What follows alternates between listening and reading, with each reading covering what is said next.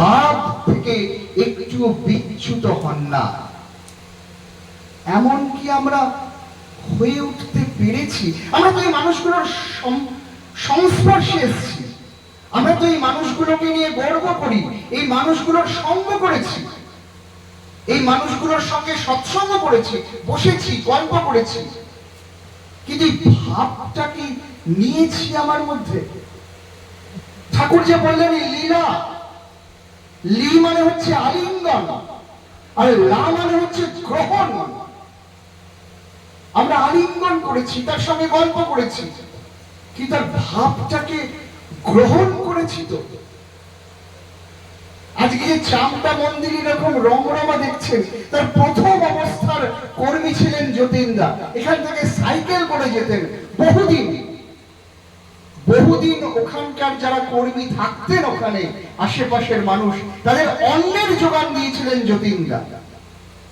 কৃষ্ণগড় শিবিরে যে তাঁত গুলো চলছে, তার মধ্যে দুটো তাঁত যতীনদার দেওয়া, কেউ জানে না, তিনি বলেননি, প্রকাশ করেননি। আমি একটা বই লিখছি, বইটা প্রায় শেষ হওয়ার মুখে, আর হয়তো কয়েকদিন লাগবে। যতীনদার আমি সাক্ষাৎকার নিয়েছিলাম, ভিডিও রেকর্ডিং আছে। যতীনদার বাড়ির মা, তিনি ঠাকুরকে গান শুনিয়েছিলেন। লাল টুকটুকে শাড়ি পরে এসে ভিডিওর সামনে বসলেন। যতীনদা বললেন, ওই ঠাকুরকে যে গানটা শুনিয়েছিলেন সেটা শোনাও, সুভাষদা রেকর্ডিং করবেন। সেই গান তিনি শোনালেন, আমার কাছে আছে সে ক্যাসেট। এই মানুষগুলো, তখন তিনি হাঁটতে পারেন না, তখন একজনের কাঁধে ভর দিয়ে হাঁটেন, খুব কষ্ট হয়, আপনারা দেখেছেন তার হাঁটাটা শেষের দিকে একটুখানি কষ্ট হতো তার হাঁটতে। ওই শক্তিনগর হসপিটালে কোন এক গুরু ভাই ভর্তি হয়েছে, যতীনদা দেখতে গেছেন। আমি জানি না, আমি বাড়িতে আছি, এবার হঠাৎ দেখছি সুভাষদা করে বলতে বলতে কি যেন উঠছেন সিঁড়ি দিয়ে, খুব কষ্ট হচ্ছে, বিশাল লম্বা। দেখি সম্ভবত হয় কানাই বা সুরজিৎ, আমার মনে নেই, কার কাঁধে ভর দিয়ে হাঁটতে হাঁটতে উঠছে। দাদা আপনি বলবেন তো আমি নিচে যেতাম। না না, আপনার কষ্ট। আমাকে বলছে আপনার কষ্ট হবে, মানে আমার কষ্ট হবে নিচে যেতে, তাই তিনি কষ্ট করে উপরে উঠছেন। ঠাকুরের মানুষ অন্যের কষ্ট সহ্য করতে পারেন না। আমি ইয়ং ছেলে, আমার তরতর করে নামতে কষ্ট হবে বলে তিনি কষ্ট করে উপরে উঠছেন। এসে বসলেন, বসে আমাকে অনেকগুলো কথা বললেন, যেগুলো হয়তো তার মনে হয়েছিল যে আমার চলনাটা ঠিক হচ্ছে না, সেইটা গোপনে বলার জন্য, যাতে আর কেউ শুনতে না পায়। হসপিটালে অনেক লোক আছে, সবার সামনে তো বলা যাবে না। কাউকে যদি বলতে চাও সংশোধনের তরে, গোপনে তারে বুঝিয়ে বলো সমবেদনা ভরে। তার মধ্যে আমি এই ভাবটা দেখেছিলাম, অকাট্য ভাবে ঠাকুরকে মানা তার মধ্যে আমি দেখেছিলাম। মানুষের জন্য নীরবে করা, এই যে আমার কানাই ভাই বলে গেল, মানুষ আপন টাকা পর, যত পারিস মানুষ ধর, ছাড়া মুখস্থ একদম, বললে ভুল করে বলে দেব। কিন্তু আমার পাশের বাড়ির লোকটা কেমন আছে আমি কিন্তু জানি না।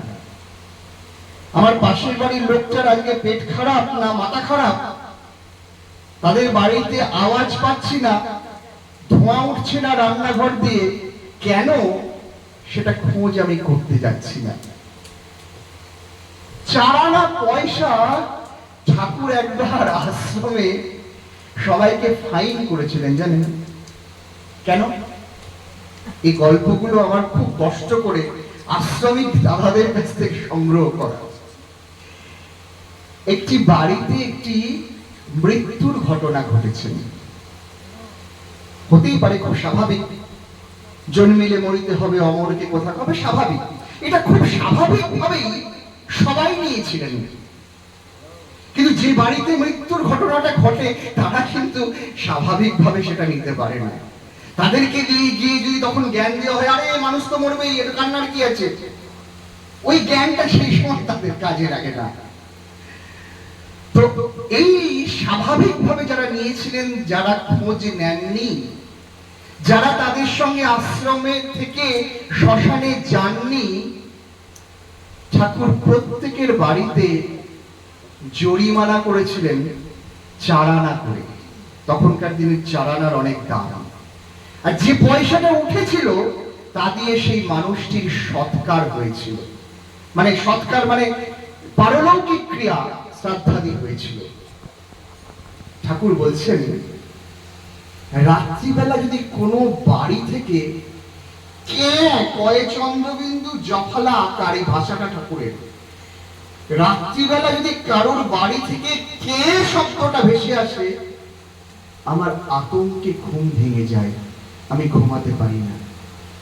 বাড়ির বাচ্চাটার বোধহয় খাওয়া হয়নি আজকে, তার মা বোধহয় তার জন্য কিছু ব্যবস্থা করতে পারেনি। আমি ধাক্কা মেরে অন্তাকে তুলে দিই। অনন্ত মহারাজ কখনো ঠাকুরের পাশে একই চৌকিতে শুতেন, কখনো বা নিচে শুতেন। কখনো আশ্রম তৈরি হয়ে যাওয়ার পর থেকে শ্রী শ্রী ঠাকুর কখনো একলা শোননি। হয় বিছানায় একজন থাকতেন, অথবা বিছানার নিচে মেঝেতে একজন থাকতেন। তিনি বলছেন, আমি ধাক্কা মেরে অন্তাকে তুলে দিই, যা না অন্তা, দেখ না বাচ্চাটা কাঁদে কে, তার মা কেমন আছে।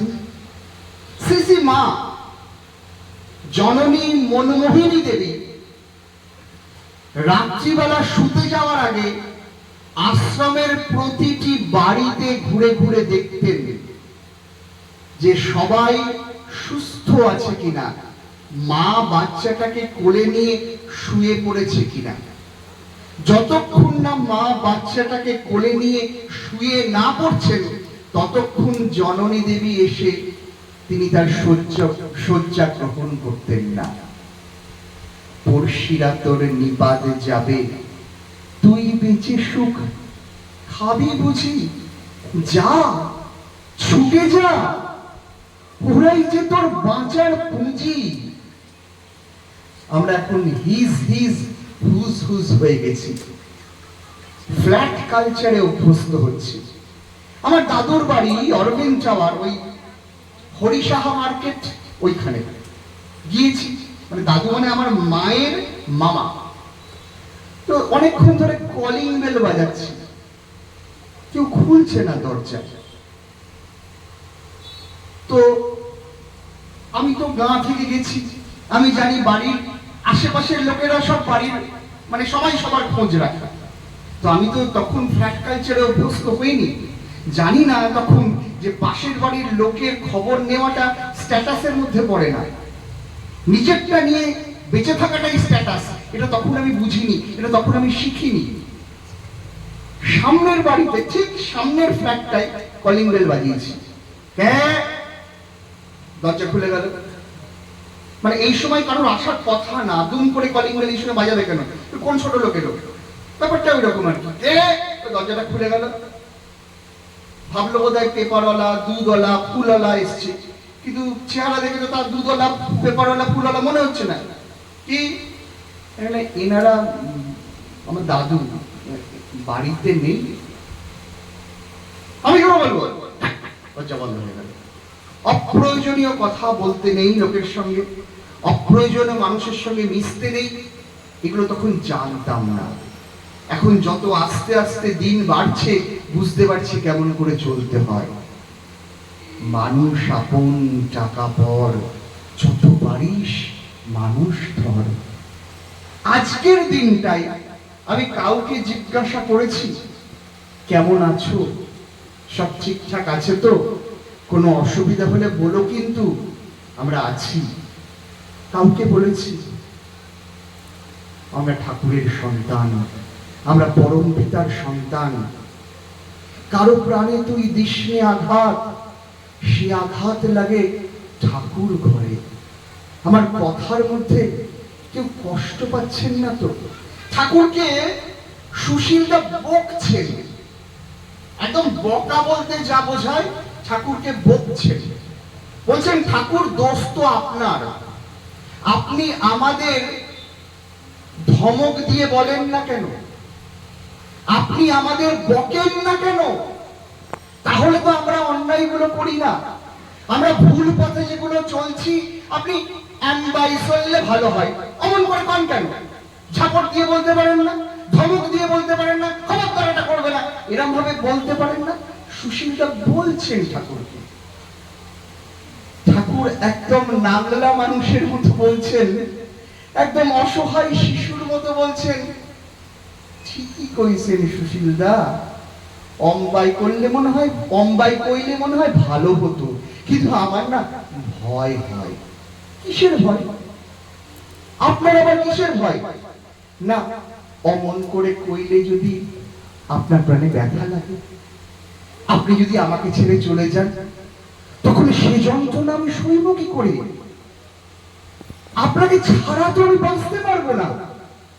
আমি তো চাই আপনি সারা জীবন ভর আমার সঙ্গে থাকুন, কিন্তু অম্বাই কইলে যদি আপনার প্রাণে ব্যথা লাগে, আপনি যদি আমারে ছেড়ে চলে যান, তাহলে তার প্রাণে ব্যথা লাগবে। বৈশিষ্ট্যকে তিনি উল্লঙ্ঘন করতে চানই না। তিনি হচ্ছেন অপরিয়মান বৈশিষ্ট্যপালী। তিনি একটা ইঙ্গিত দিয়ে ছেড়ে দেন মাত্র। সত্যানুসরণে শেষের দিকে ঠাকুর কি বললেন? যিনি কোন প্রকারে কাহাকেও কষ্ট দেন না, অথচ অসতেরও প্রশ্রয় দেন না, তারই অনুসরণ করো। তাহলে তিনি কষ্ট দেন না। ভগবান শ্রীকৃষ্ণ বলছেন যে ভগবান কেমন জানেন? তিনি কাউকে কষ্ট দিতে পারেন না, মানে তিনি চেষ্টা করলেও কাউকে কষ্ট দিতে পারেন না। এটা হচ্ছে ঈশ্বরের বৈশিষ্ট্য, তিনি কষ্ট দিতে পারেন না। আর আমরা না তার সন্তান, আমরা কাউকে কষ্ট দিয়ে ফেলছি না তো? এটা সবসময় নিজেকে প্রশ্ন করতে হয়। আমার কথা, আমার বার্তা, আমার আচার, আমার আচরণ, আমার তাকানো, আমার খাদ্য, আমার অভ্যাস, আমার পোশাক কাউকে কষ্ট দিচ্ছে না তো? ঠাকুর ধমকে দিলেন না কাউকে কেউ কষ্ট পাবে বলে। আর আমরা ধমক দেওয়ার জন্য, নিজেকে প্রতিষ্ঠা করার জন্য, নিজের অহংটাকে একদম সুদৃঢ় ভিত্তিতে প্রতিষ্ঠা করার জন্য কাউকে দাবিয়ে দিচ্ছি না তো, কাউকে কষ্ট দিচ্ছি না তো? এটা ভাববার মনে হয় সময় এসেছে। সর্বদা বিনীত থাকতে হয়। ঠাকুর বলছেন না, কথা বলতেও বিবেচনা করো। আমি কি কথা বলছি সেটাও যেন আমি আমার বিবেচনার মধ্যে থাকে। আর যদি এমন ভাবে চলতে পারি, তবেই তার মতো কিছুটা হয়ে উঠতে পারবো, তিনি স্বস্তি পাবেন। সকলের ইষ্টোচ্ছল জীবন প্রার্থনা করি। সকলে ভালো থাকুন। জয় গুরু। বন্দে পুরুষোত্তম।